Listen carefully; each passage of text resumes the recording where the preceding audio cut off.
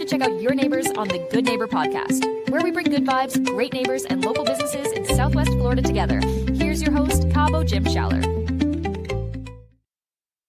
Welcome, good neighbors, episode number 253 of the Good Neighbor Podcast. Today we have good neighbor Roger Munoz from Snow Monkey Business. Welcome. Thank you, sir. Thank you for having me. Yeah, absolutely. So let's jump right in. And why don't you share a little bit? Well, what does Snow Monkey Business do? So we are a food truck. We started about over a year ago. Okay. We are local here to Estero, and we had a pretty good start. And we do, all kinds of foods. Our license is through the Department of Hotels and Restaurants, so we're very, very, very flexible. Okay, very nice, very nice. So I guess let's back up your story a little bit. How do you get involved in the food truck business? So this was a dream of my wife's for a very, very long time. I'm a retired Marine, served for 21 years. When we retired in 2017, we took some traveling time. We went through the South Pacific Islands. And we saw the variety of, different things, street foods, and if you ever seen videos of Thailand and all those places, and one thing that caught her eye was the boba tea, simply because it's popular in Asian countries, but even Starbucks now, is throwing some flavors of boba teas in there. And even back in, 2000, I think it was 2020, when we came back, and she was like, we saw so different things, different countries, but nobody has the idea of putting everything together. Food, boba tea, and snow ice. Snow ice is different than, your regular shave ice, right? Yeah, yep. You shave the ice, you put some syrups, and that's it. No, this is a machine that super cools, whatever, mixture you put in there, and it turns it into flavor snow, literally. Wow. And then you decorate it with fresh fruits, syrups, it's delicious, and people love it, especially in summer. Yeah, especially down here with the heat. Summer coming on us, right? Yes, sir. So let's talk about challenges along your journey, whether personally or professionally, but obviously starting a business from scratch is a challenge in itself. But is there anything that helped kind of define who you are today? Yes, I think, my service in the military, 21 years, kind of like set the ground for don't give up, no matter how many obstacles you see. The food truck industry is, I'm not going to say it's easy, because there's nothing out there that, that will tell you how to start a food truck company from the ground up, especially if you're trying to do it legally, right? That's the key right there. So I think I found a lot of challenges at the beginning, because all the red tape inspections, and all the licensing, but that I didn't give up. My wife, that was her dream, and I just pushed through it. And there's a lot of regulations and policies you got to follow, especially with a food truck, more so than a restaurant would say, right? Yes, sir. Yes. So let's talk about maybe the myths or misconceptions surrounding what you do, and maybe we could clear up some of those for our listeners today. I think I'm going to caveat for what I said before, with the licenses, like you were saying, the policies. I think some people, tend to look at pricing at a food truck, and they might think it's a little bit too expensive. But at the same time, the misconception is it probably is cheaper to run a food truck than it is a restaurant. And in some cases, it's actually your overhead is very, very, very high.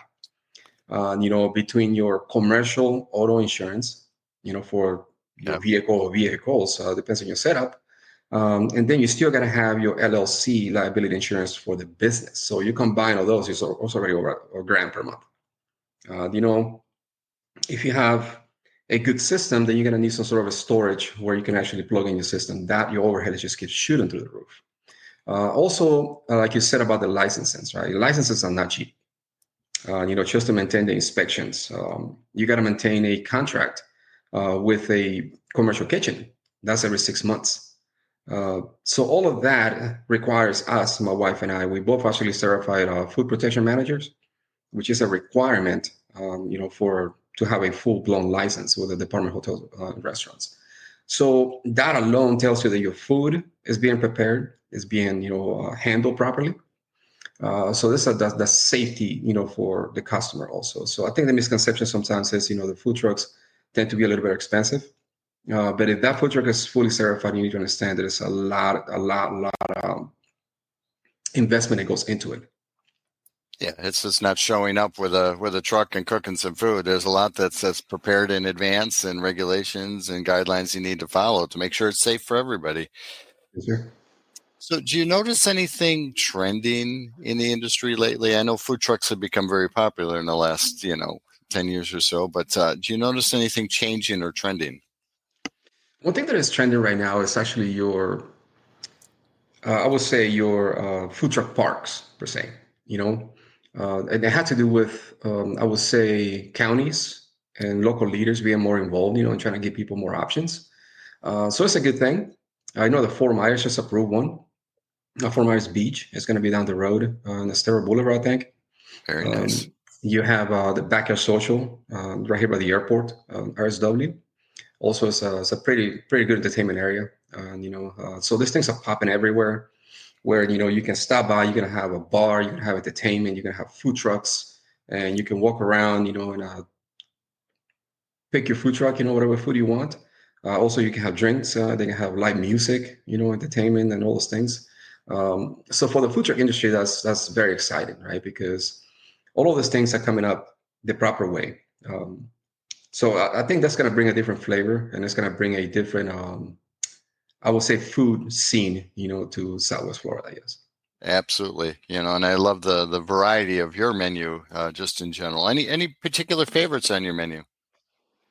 So, we since our licenses with the Department of Hotels and Restaurants, we can, like I said, it's very flexible. We can change it, and we tried so many things.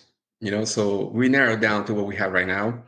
It's because it's what we saw out there, right? What we saw traveling to different countries, different parts of the United States, and just what people want. That's a key thing right there.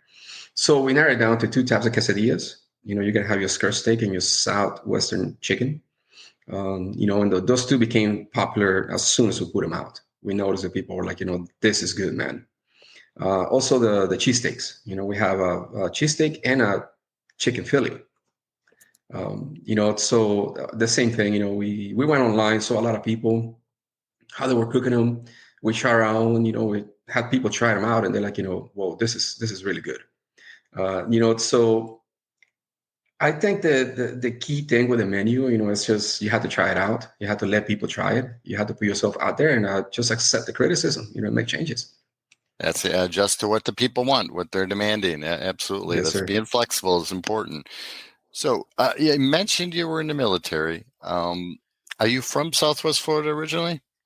So I grew up in Manhattan, New York City, Okay. 71st and New York Avenue. But back in 2006, I had the opportunity to come down to Jacksonville, Florida. So it's just what I used to do for the Marines. There's a small outfit out there. We were there for 6 months, and the wife and I we traveled all around Florida during that time. And the moment we crossed the state, and we got to this side, and we're like, this is the spot. Hands down. Right. There's no way. We tried Texas. We lived in California, San Diego for a while. And they're like, no, it's just a combination of things. Proximity to to the water. So I love fishing in my own time. Yep. I do short fishing for sharks. I go to Bonita, and I catch like 5-6 footers. Go to Key Nice. West and catch barracuda and a whole bunch of other fish too.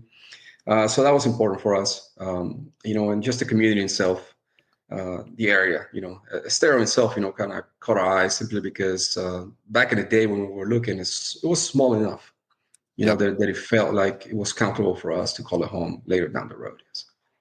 And it's growing nicely. It's got a good mix of young and old, and new things happening here, such as the food trucks and everything. So I love it. So I know owning a business can be very demanding. You mentioned fishing, but is there anything else you love to do outside of when you do get them in free time?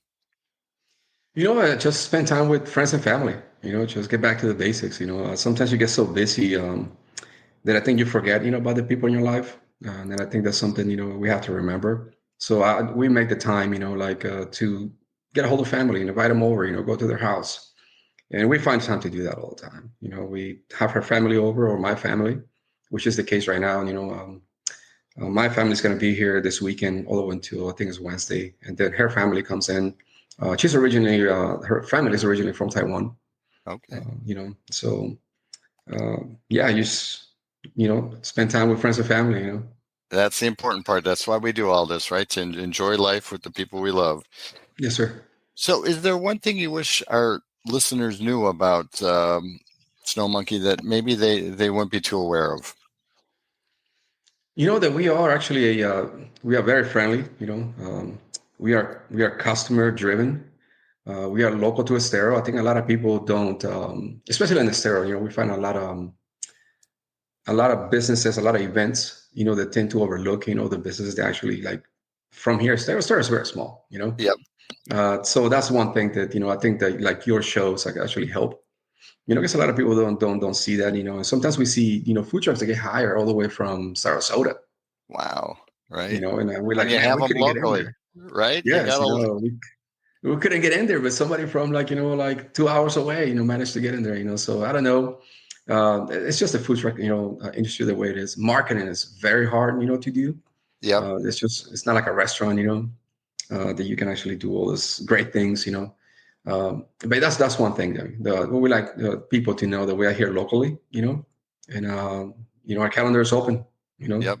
Support your local business and your neighbors. Absolutely. So how would our Yes, sir. listeners go about contacting you if they wanted to check you out or wanted to hire you for an event? So we are on Facebook, Snow Monkey Business LLC. We also have a phone number, 239-888-9658.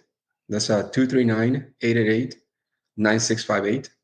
And they can send us a text, call us and make a reservation or, invite us to events. But Facebook has been the force behind all of this, even though, Facebook is not supposed to be a business marketing tool. But, Southwest Florida Food Trucks is actually a page, it's a Really? group that people can find. And you go in there, you're going to find all sorts of food trucks, like who's available, who's doing what, or just type in your event. And whoever's available is going to start sending in their menus and their timelines, availability. So, yeah. That's it. It's all about connecting the community. Well, Roger, it's been a pleasure getting to know you. First of all, thank you for your service as well. Thank you, and sir. Thank you for being such a good neighbor as well, too. So we hope to see you out in the community soon. Yeah, thank you, sir.